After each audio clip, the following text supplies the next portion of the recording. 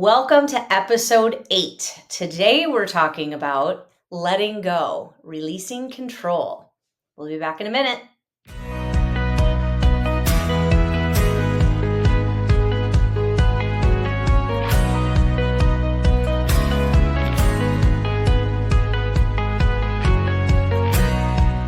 Hey guys, welcome back. I'm Dr. Michael Longyear. This is my wife, Dr. Meaghan Dr, my better half. This is one I'm pretty uncomfortable talking about. I don't like releasing control, and I don't think most people do. I know, especially driving, right? I'm a control freak. I'm not a good passenger in the car at all. And I know she's not, because she's constantly telling me how to drive and what speed to go and back off of their, whatever. It's kind of a life thing, I think. I think it probably is too. But this is one we do NET in our office, and for those of you who don't know what NET is, it's neuro-emotional technique, and it's a way for you to reprocess like emotions and past events and past traumas. If you've heard of things like EMDR is a way to do it. Tapping is another technique that utilizes some of the same principles. Even DNRS and Primal Trust kind of use some of the same principles. But the reason I say all that is when we do our exam on people, we have these 6 core statements that we test on them to see if they're okay with it. And I would say this is the one that gets everybody. Mm-hmm. This, and I'm okay trusting my body. Like, I'm okay letting go, and I'm okay trusting my body. And I think both of those really come down to, at their core, this idea of control and being able to let go and not want to control others. Because I think sometimes, and at least my experience with this is, the patients that really struggle to let go are also the ones that are struggling with things that they can't control within themselves the most, right? So oftentimes when we can't control us, we attempt to control others and your environment. Yeah, and control our environment. If I can't be the master of me, I'm going to be the master of something, right? And I think, this is a topic we could probably spend a lot of time on, and we'll do multiple versions of this, because I think it leads into things like addiction and alcoholism and drugs and eating disorders and all of that kind of stuff, right? So I think this definitely plays into a lot of different aspects of that. But I know we really started down this because you read a book that I'm sure you want to kind of introduce. And you may have already heard about this book. Maybe you've already read it. Mel Robbins. I'm a huge fan of her and her podcasts and her writings. And I saw a video come up of her being interviewed by Oprah. And it was this theory around let people do what they're doing, and kind of releasing that control. When people are doing something that, it sets you or makes you feel a certain way, and you feel like you need to respond with, well, no, do it this way, or no, that's the wrong way, you need to do this. And her whole book goes into, just discussing about let them do what they want to do, let them think what they want to think, and let go. And this is where this kind of topic came up, of trying to control everything that is happening in your world, is happening with your relationships, and just let people be who they are and what they feel is the right thing to be doing for, for themselves, the same way that we're trying to do for ourselves. We're trying to control different things, and we should have our awareness, and we're going to respond and do things in a specific way because of past things that have formed belief systems that create the way that we respond in our world when things trigger us. So nobody's right, nobody's wrong. I'm right. I'm right. And then nobody's right, nobody's wrong. After he's right, of course. But in that theory, it's very empowering. And I'm going to recommend that if you haven't heard of this book, to get it, download it, listen to it, but to understand the premise of, just that let them. When somebody does something and it upsets you, get cut off in traffic, say to them, let them. And let them go. We don't know what they're upset about. We don't know what they're doing. If somebody at the checkout line gets angry and snarky and snappy at you, let them. We don't know what they're dealing with. We don't know what they're going through. But addressing more of how it's affecting you, just let them. Don't. And then she goes into let me. So talking about, let me do what I need to do that's right for me. Maybe that's remove myself from the situation. Maybe that's put up a boundary. Different things like that. But it's very much powerful when you think about all the things that we can't let go of because of something that's imbalanced in our system that we feel like we have to control. It becomes a response, right? From Well, that yeah, limbic and brain. so for me, when you started talking about the book and the let them and that thing, for me, it really comes back to that original. And what I would say in our office that we see a lot between you and me and your side and my side, um, is that internal battle between the limbic brain and the cognitive brain, or Mm-hmm. more specifically, the limbic brain and say prefrontal cortex. The prefrontal cortex, and I say this over and over again, and I don't think I can teach it enough to people. The prefrontal cortex is what sees the big picture, realizes everything's going to be okay. This too shall pass. Like all of those kind of things come from the prefrontal cortex, whereas the limbic brain really gets mired in the problems and the issues and dealing with all of that. And Mm-hmm. if it's the left limbic brain, it's worrying about things in the past that you screwed up and that you didn't do well. And if it's the right limbic brain, it's that building that anxiety around things that happen in the future, right? So Mm-hmm. if we can if we're stuck in that limbo, that limbic system, or that what we call amygdala windup or limbic loops, as we Mm-hmm. often call in the office, you end up not wanting to let people do things. And it brings another one of your favorite authors to mind. And if you guys ever watch TED Talks, you may have come across her Oh, stuff. yes. Brene Brown, right? It allows for that. The human brain is, we separate ourselves from the animals because our prefrontal cortex is bigger, right? And so the ability to reason and cognition, but with that comes the ability to have vulnerability and let others Mm-hmm. in. And that is really, to me, on a deeper level of the let them, it's allowing yourself to let others make mistakes, be vulnerable, and not have to control that. Yep. And I think that speaks to that prefrontal cortex and the health of that area, and shutting down that amygdala windup or those limbic loops or that kind of amygdala hijacking that occurs with emotions. And that's why I'm on my box. I'm screaming it as loud as in everybody that'll Constantly, listen by the all way, the time. constantly. You have to address your emotional pieces of you. You have to, Even though because, it's messy. but please, because I do listen to you and I come to all your talks. If you're trying to activate the prefrontal cortex more, you have to quiet down the limbic brain. Am I correct? You Do I have to, understand? yeah. Exactly. And I think for a long So time, yeah. so with that, if you have all these stories and these belief systems that you've created, and we see this all the time in the office with the kids that come in here, and then I'll work with the person like yesterday. It was a great example. I had a woman I was working with, and we went back to 8 years old, and she's like, "This is so silly. Like, this is ridiculous that I'm still worried and like that this is even coming up." But she could feel herself getting hot and uncomfortable.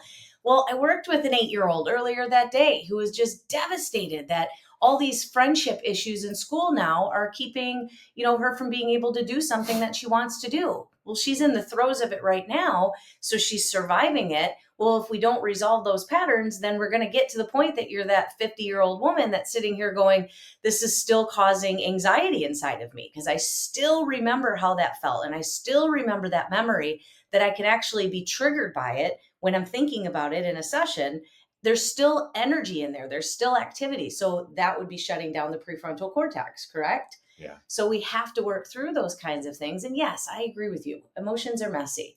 Emotions, I love this work. They are messy. They are messy, but if you don't address them, then you're in these belief systems and these patterns. So then how can you just let go of things? How can you just say, I love the let them theory, and it's been amazing. I've applied it in my own life, and I'm watching other people and my friends and family and patients do it that have read the book. She doesn't just let me, though. Like, I want to do stuff all the time, and she still says no. I'm going to have to revisit this let them thing. You're going to need to read the book too. I You don't know need if to she's read it. completely incorporated this into our I lives just yet. read it a month ago. Give All me right, a minute. I'll give you some time. But when you're clearing out these belief systems and these belief patterns and doing the work, then you're recognizing that, okay, yes, this is a trigger for me. So every time that someone does this, there's something going on there. There's a feeling that's coming up. I'm really struggling to just be at peace with this and let it go. So that's me needing to work on something that's troubling to me, because it might not bother him. He may not have a problem letting go of that. Whereas it's something that's triggering for me. It doesn't mean I'm broken. It doesn't mean something's wrong with me. It's my body telling me that at one time in my life, I was protecting you from something that was scary and traumatic. And maybe it was just somebody bullying you on the playground. Still, in that moment, it was traumatic for you. And your body's holding on to that. It holds those emotions. It remembers these memories, but it's not serving you today. So we have to work through those things so that, yes, you can access that prefrontal cortex and be able to see that, yeah, things are going to be okay. I'm going to get through this. Yeah, and I think, another battle that we see is kind of the men's brains versus women's brains on this too. Is men have a lot easier time of letting them, right? We always, I mean, there's a whole lot of here, hold my beer type of moments, right? And guys are like, not only let them, but encourage them, go do the stupid thing, right? Because men tend to live more on the left side, right? And as I said earlier, the left amygdala or the left limbic brain kind of worries more about the things in the past. So men kind of live in the past a little bit more, right? And you hear this when guys tell stories and they get together. It's about the touchdown they scored 15 years ago where they dragged 19 guys across the goal line to score. I know there's only 11 guys on the field, but the referees were in there. It was Patrick Mahomes. There was all sorts of things, right? The story gets bigger every time you tell it. Whereas females, when you get them together, it's more about the future. It's about the things that they're going to do. It's all of those things, right? So females tend to not want to let them as much because they're worried about the consequences. The male brain doesn't see consequences real well. That's why we don't live as long as you, because we end up doing something stupid. But just in general, that kind of dopamine, that reward side for the male, allows that to happen much more than the serotonin side or that right brain side or that worry of the fear. You guys are playing out every scenario every time anything happens. Another great thing, if you ever want to look at Mark Gungor, Men's Brains. We'll put the link below. Yeah, Men's Brains, Women's Brains is one of my favorites. It's about how guys are able to kind of go to they call it the nothing box, and the female brain doesn't have that because you guys are always playing through all of the scenarios, all the things that could happen, that you could worry about. And again, I'm making generalizations, right? It's not that there's not women that live in the left brain or men that live in the right brain. It's a generalization that they see when they study, then when they study people's brains. But it was funny when you were talking about the let them principle. I'm like, well, yeah, let them do something stupid. I don't care if they screw up. If they screw up, we'll fix it. But my brain works differently than yours, and I can tell you're already there with that side of it, right? But what about this? But in that let them theory, though, it's let them and be at peace. So it's not let them, and then I think we can agree, men tend to get more in the anger area, for sure, and females tend to get in the more worried, nervous, anxious. So let them and be at peace with it. So let them have their temper tantrum. Let them go and make a huge mistake that you've been trying to tell them, don't do that. That's not going to be good for you. Let people do their thing. And then let me take care of what I need to do to find my peace and balance. Because we know from the autonomic nervous system, right? If we're constantly in the stress and I'm sitting here now worrying about person going out and doing and letting them go do it and make mistakes, that's not creating balance inside of me. That's when, okay, let's recognize what is that. Let's go work on that. Let's do some neuroemotional technique. Let's do some tapping. Let's, go talk to your therapist, whatever it is that you're doing to actively work through those stored emotions, but to be in a more peaceful place about it than just, yeah, shoot, let them. And then I'm going to get all mad about it. Sorry, I was in my peaceful place.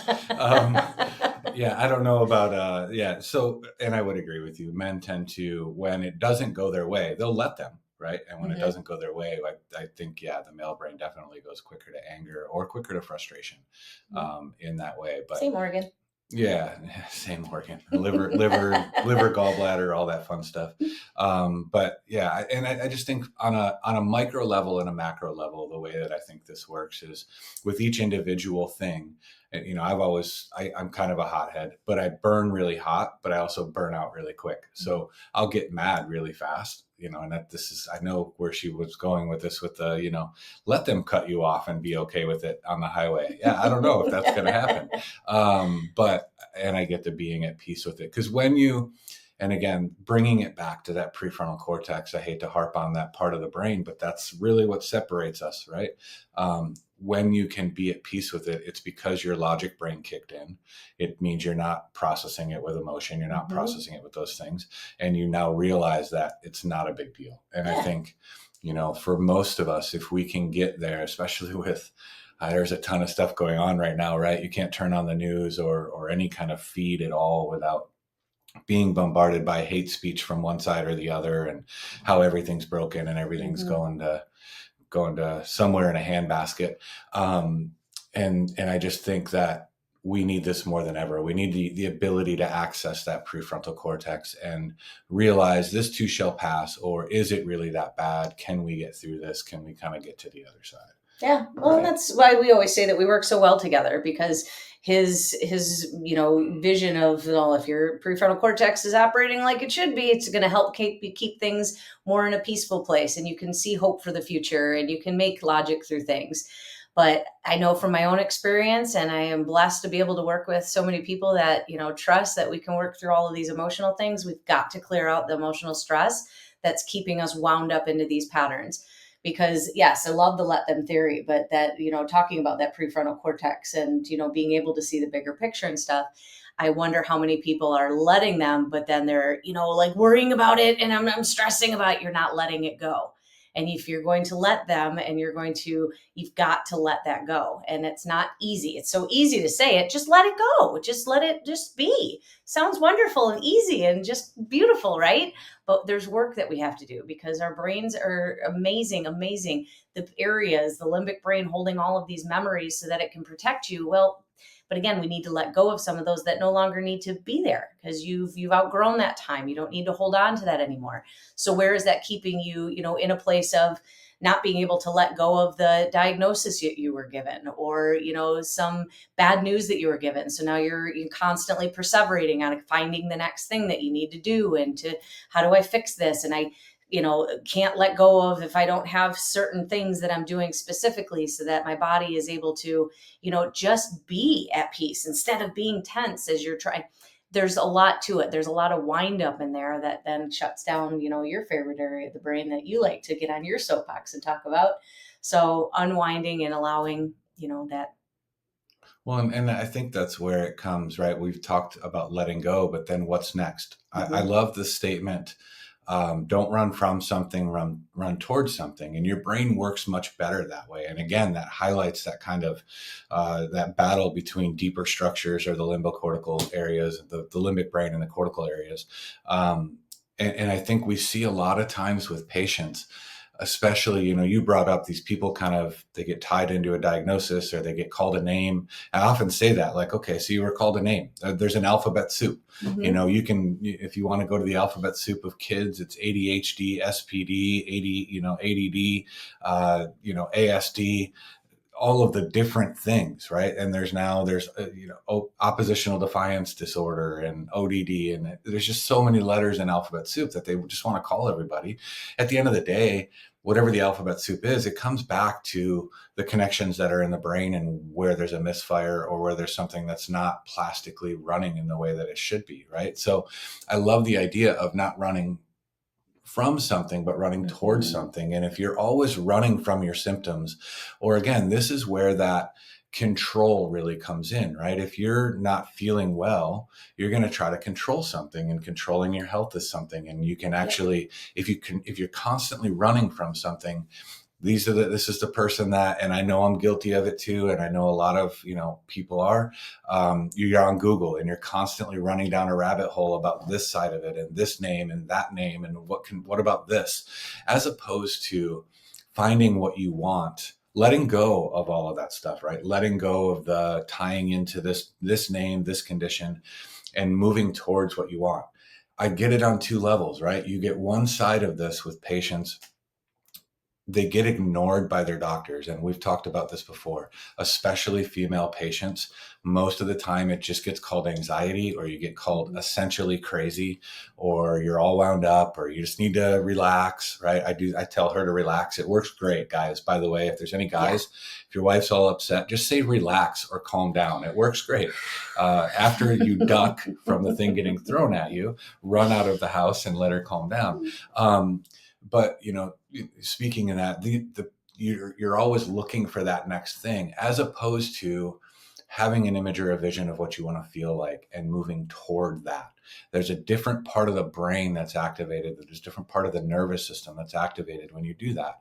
And that's really, for me, what I see with patients with the NET around that statement of, I'm okay, let it go, is once they can do that, once they're okay of letting go of the names, they're letting go of the symptoms, they're letting go of whatever it is that's limiting them, right, then they're able to move much more quickly and much more easily into that next part. Mm-hmm. And I think that's in everything. Again, I'm just throwing a bunch of quotes out. I think it was Ford who said, "Whether you believe you can or you can't, you're right." Yep. And I think we limit ourselves. We limit our Absolutely. kids even more so. Like these kids get diagnosed with an ADHD label, and now it's just, well, they have ADHD. That's just what they are. And you're seeing a lot of that even in the media now. It's almost like people are real quick to, and I don't mean to say this because I know it's been beat up a little bit in the media, but people are very quick to become the victim or become the thing, right? And now it's just, well, that explains why I can't do this. Don't limit yourself, man. Don't accept your new normal. Like you can always be better and do more. And I think in finding what it is you can do or what it is you want to do, that's how you get there. And I get it's hard to see something you want or can be when you're mired in this, but that's the biggest part of and why we really wanted to talk about letting go, right? There's the let them side of it. Let other people do that because of the area that it activates in the brain, but it's also the letting go of this thing Mm-hmm. and being able to move forward into that. Yep. Yeah. And it's a very important piece that some people, it's easier to let go of some of these things. Sometimes it's, something that's become such a protection for them to be in control and to hold on tight and have such a grip that it takes time. So, honoring that there's a journey in letting go, that it's not something that you can just flip a light switch and it's just going to go away and you'll be able to, but actively taking steps. This is something that, our active health is an active thing that we have to be involved in too. You can't just go to a doctor and expect they're going to fix you. You have to be taking an active step and doing things for you as well. And a lot of that comes into that letting go of the belief that, well, I can't do certain things. Right there. Anytime you're saying I can't do something, that is your limbic brain activating. There's a reason that you're saying you can't do something. Because we have seen, and I'm married to someone that I know that limitations were thrown on and they continue to push and find their way through it. So you can always do something more. And a lot of times it's just getting these blocks out of your way that have been put there. It's, again, people take a lot of that as like, oh, I'm just broken and it's my fault. I get it. I was there at one point in my life too. But there's always little steps that you can be taking to let go of those things that are keeping you more in that place of that victim or in that suffering or in that, I'm never going to heal place, and allow yourself to just take little steps that, eventually add up into bigger things and, giving you the health that you want or the goals that, whatever it is that you're striving to do. First, you got to get out of your own way by relieving those limbic loops that just seem to keep everything all nice and messy. Yeah. And unfortunately, we got to be vulnerable, right? The Yeah. emotion side is messy, but being vulnerable is too. Mm-hmm. And it does open you up for attack and it opens you up for, being persecuted or beat up or bullied or all of those types of things. But opening your brain up to be able to be vulnerable. And I think that's kind of where Brene Brown ties into Mel Robbins stuff with the let them and then the vulnerability. I think they're all kind of coming from the same place. And I think neurologically, like I said, it really ties into a lot of the things that we need more of. Because right now, we all tend to fall back into that defensive posture because it keeps us safe, right? Yeah. I think, with everything that we went through in 2020 and all of that, we isolated from each other and that changed our brains. And there's still a lot of people that haven't really come out of that. And we're not really pushing back to this togetherness, right?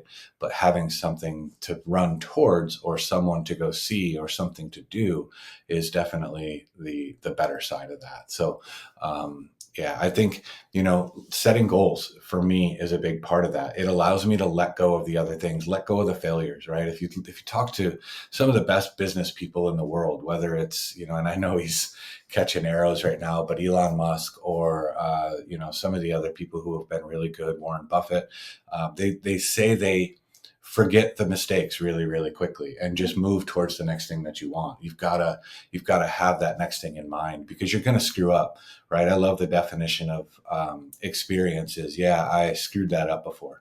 That's how we get to that next point and how we push past on a macro scale and on a micro scale. For each little event, you got to kind of let them be, let it go, let whatever they're going to do, let them make their mistakes, let them find their way. But on a macro scale, it's the bigger side of moving forward into life. Mm-hmm. Yep. No, and with the mistakes thing, mistakes and failures, I like to look at those as just more opportunities for growth. Because you make a mistake, you realize, oh, that path doesn't work. I got to go this way. Great. Or I keep trying to do this and I keep hitting roadblocks. Okay, well, what do I need to kind of fix? What do I need to work through so that I can grow and be bigger and better and take that opportunity of learning from that mistake or learning from that failure and use that to make myself better and grow. But one thing that we always try to encourage our patients and to all of you as well, keep the hope that there's always something more that you can do. Sometimes too much is too many things are too much, and we'll talk about that in our next podcast. But to that hope that there's always something that can be done, there's always something you can do, and even if it's little steps, just keep moving forward. And I know what my next step is. I'm going to go get a "let me" tattoo on me. And every time she doesn't let me do something, just as a reminder, let me. There, you got to check the hashtags. People are "let me" and "let them" tattoos like crazy. It's amazing. I didn't even know that. I get to join the movement. Yes, we'll everybody join the movement. But if nothing else, get the book. Check out some of her podcast. The one with Oprah I thought was really amazing, and what kind of set me up into, yeah, I need to read that. And just observe the areas where you feel like you might be a little bit too tied into, I can't let go of that, and find somebody that can help you do some work to be able to help you release and let go. Cool. And join us next time. We'll dive a little bit more into this as well. All right.